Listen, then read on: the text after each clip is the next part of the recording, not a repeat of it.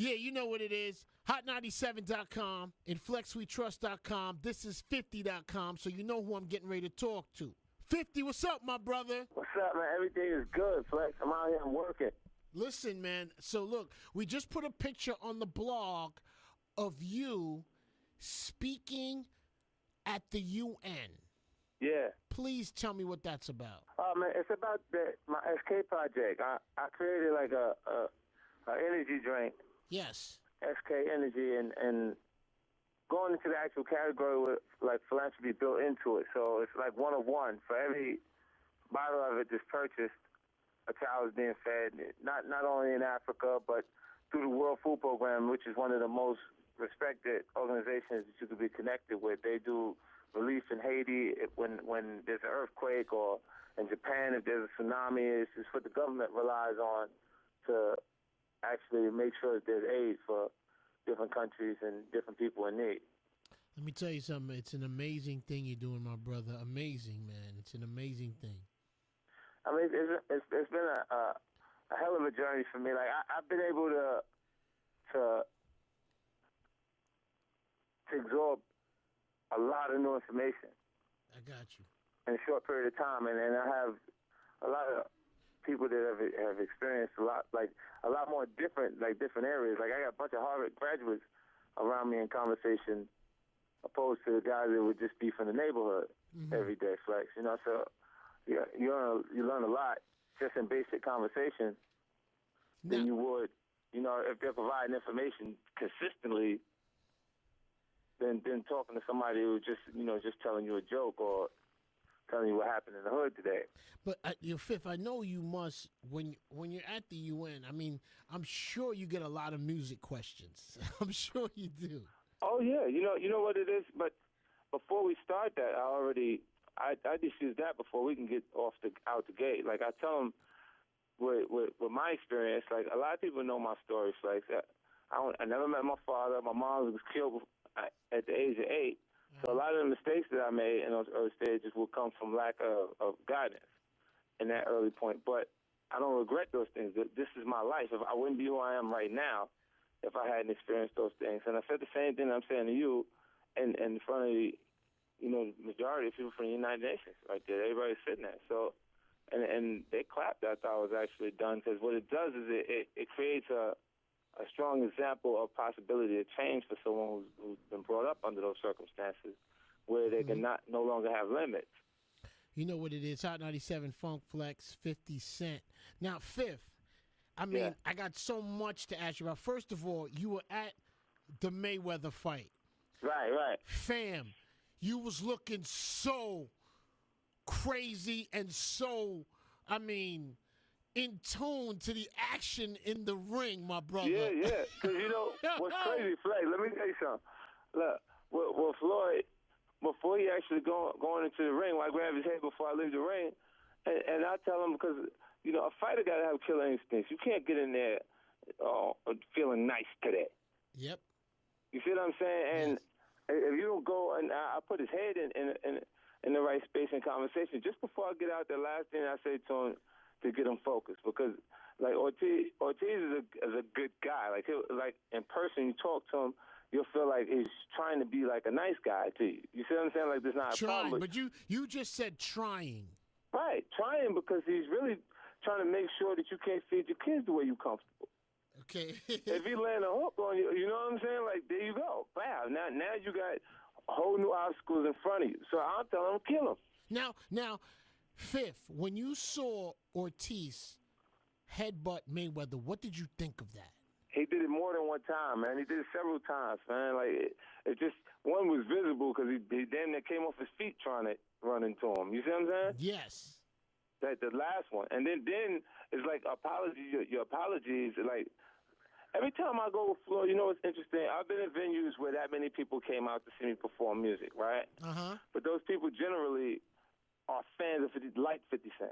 Got you. Now, when we go, every time we come out into the arena, they boo us. It's Mexico out there.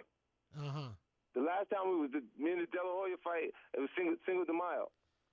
There was nothing but Mexicans in there. when you know what I'm saying? What's interesting is Floyd is a part of pop culture. He is our Muhammad Ali.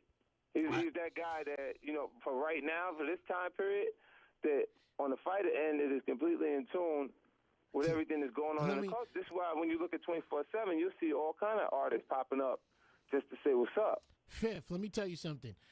I was not a full Mayweather fan, like fully, until this fight, because I feel like I understand him a little better.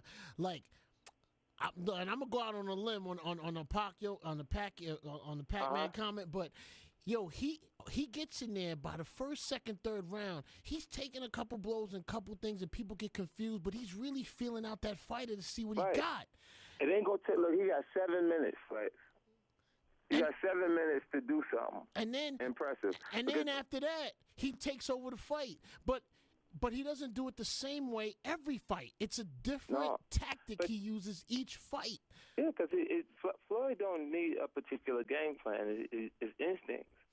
You can't make another look. We can sit there and get a fighter in there and train him to throw the punches the right way from the beginning, and he's not instinctively going to do everything that Floyd does the same way. You know what I'm saying? Like, even his daddy, like, he had issues with his pops because his pops would like to live vicariously through him on some levels. He didn't achieve the same success. Now, what did you think, Fifth? Were you in the area when Larry Merchant and Mayweather had that run? Right there. I'm standing right there. And then, but he never gives him a fair shot on his performance. Whoever they beat, they say, oh, he was washed up when you beat him. And then go send the same person he just beat to Pacquiao. Mm-hmm. You realize everybody that they say that Floyd needs to fight next is under his previous promoter? Got you. Like, now that he's not sharing the money because he's taking 100% of the money. You see what I'm saying? Everybody that's around Floyd is an employee. They're employed to him, but the money, the check itself is cut to Floyd. And that's that. No middleman.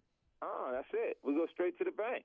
Now, so now I heard you I heard you bet on the fight, and you made a hefty trip to the bank. I was just hearing it grapevine. Yeah, well, they go send that W9. They send that W9, so I'm gonna chill with that. So it's Hot 97, Funk Flex, Hot97.com, and FlexWeTrust.com. Now, Fifth. Listen, I'm gonna tell you what I heard about you. I heard you was instigating this situation between Fabolous and Ray J. Okay. Yeah, wait, Fifth. Let me give you what it is right now. I'm gonna tell you so you know what the playing field is you're dealing with.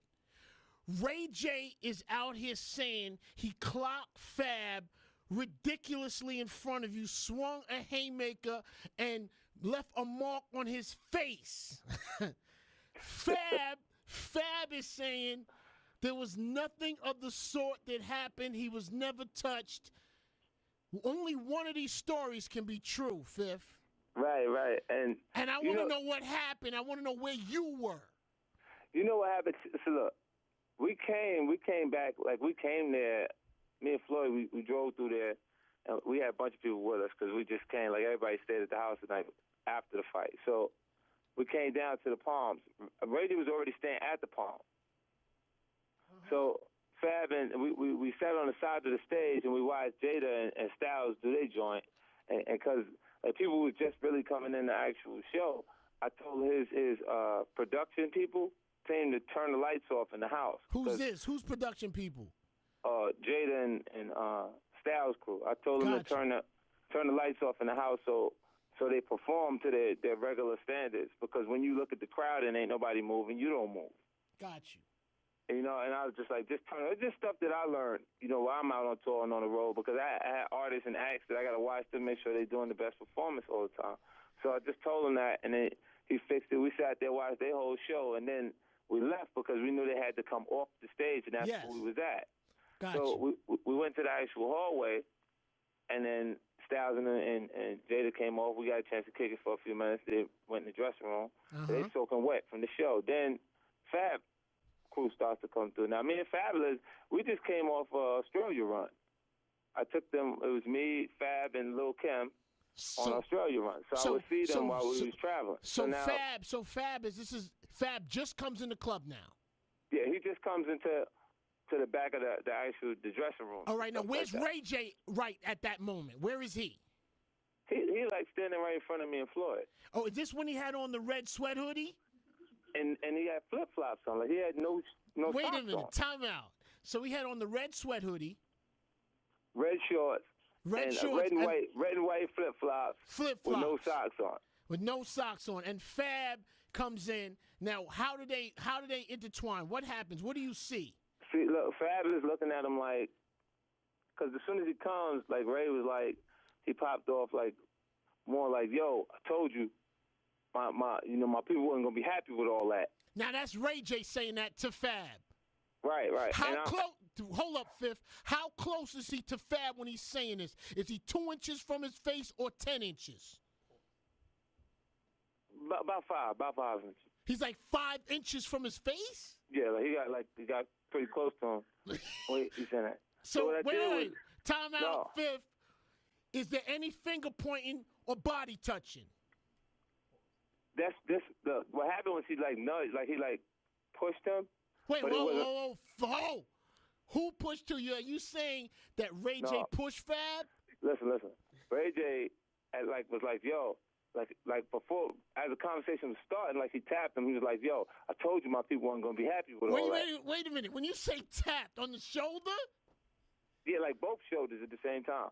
He tapped both shoulders at the same time. Yo, I told you my peeps was going to be happy with that. What did Fab say after that? And Fab is looking at him like he's crazy. Because he looked at me, and he was like, yo. And I'm like, because Fab was coming to say, like he said what's up to me. Like he was giving me a pound. And then after that. Were you laughing at any point?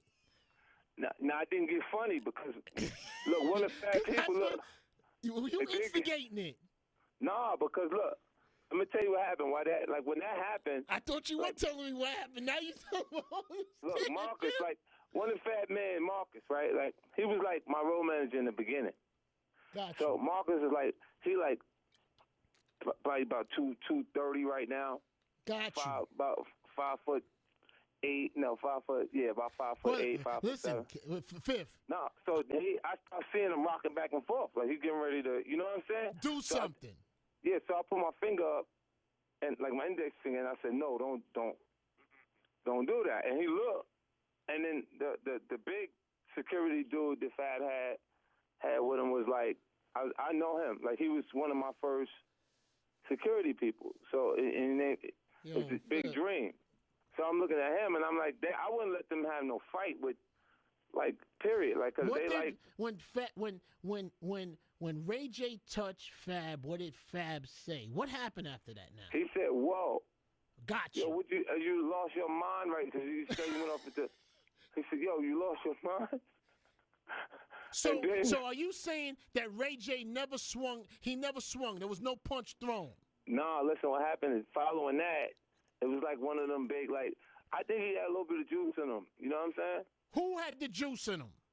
I think Ray had a little something. He had a little juice in him. You sauce, alcohol. Something like, because it was all some help somehow to get him. Like, because I didn't know that they already saw each other. Okay, so is this an example of they saw each other earlier, it was all good, but then when they got around a lot... People say, look, I can't help it. If I don't pump you up on purpose, it's not my fault. Got you. If I pump you up without saying anything, because I'm there, how can you blame me? Like, if a person starts to be like, yeah, now my people's is here, what's up? 50, are you saying Ray J's lying? I'm not saying Ray J's lying. He said he swung on Fab. No. And listen, he did start the moving in the actual hallway, and I got in between both of them. Now, okay. Yo, I'm going to ask you a question. Did you see fear in anybody's eyes? I ain't seen no fear. Well, Fab had on them dark glasses. He had on black glasses. But if he got punched in the face, Flex, Fab wouldn't have went on stage with no glasses on the actual. That would tell you how bad he was here. So you say, Fifth, I'm going to ask you again. Fifth, are you saying Fab did not get punched in the face? No, he didn't. Because we had three balconies. If he got touched in his face, if he felt like he got punched in his face, it ain't enough for you to call a punch. Okay, now I'm going to ask you another question. So nobody got punked? No, it ain't no. You know what it is? Fab, like, I don't know. Man. About with Fab got to feel like if somebody's pride is hurt. All right, now, so you feel, wait a minute, Fifth, that you're using key words. Do you feel like, you feel that, was there any punking going on at this situation? Well, listen, this is what I'm saying. The way the situation went down, of course, you can interpret some of it like it's punking going on, or because you're looking at a guy who's like, people like Tyrese is the Coca-Cola kid. Got you. But talk to Tyrese like that. He don't know he's the Coca-Cola kid. As far as he's concerned, he's from Watts. He might swing on you. Got you. You see what I'm saying? So, like, you can interpret him like the first impression you got from him, but people they become different over time. Like, so when Ray J's sitting there and he like they look at Ray J like you're R&B singer, you ain't even supposed to be, and he don't put like this. That night he felt like he was no R&B singer. Got you.